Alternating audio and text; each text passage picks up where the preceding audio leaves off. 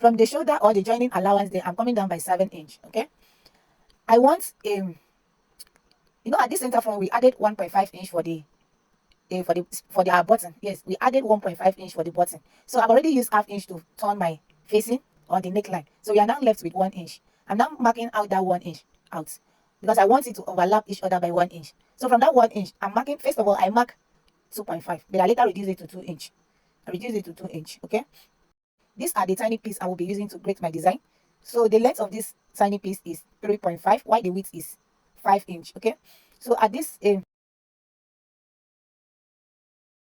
5 inch mark, I'm folding it into two. I get the midpoint, which is 2.5. So at the side, I go down by 1.1 inch, yes, or 1.02 inch, like go down by 1.2, and I'm going to stitch it this way. I connect it to the tips of, or that notch area. I connect it to that notch area, and I'm going to stitch it first before I trim it out.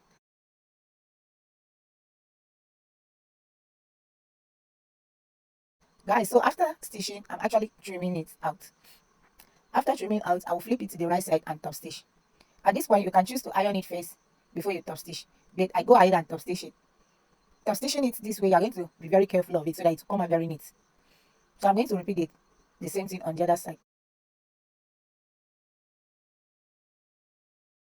Top stitching, this is the time it come out very beautiful already. So I'm going to place it on that 7 inch that I came down with, and from the 2 inch sides, from starting from that 2 inch point that I marked, I'm going to pin it down so that it will be easier for me to stitch it down on top of my machine. Okay. So this is me pinning out the work so that when I get to the machine, I stitch it down. After that, you can decide to stitch and top stitch on it, which was exactly what I did. So top stitching on it help it to remain flat. Why top stitching, guys? You would like to use the shortest part of your stitches so that it will not be too obvious. Don't use the longest part of your stitch to do this. Try to make the shortest, the way we always stitch down as shades. So after that, I'm overlapping each other by 1 inch. I'm also marking space for my potting. So if you want to make the full top of it, click the link below this video to watch the full tutorial of how to achieve this beautiful top.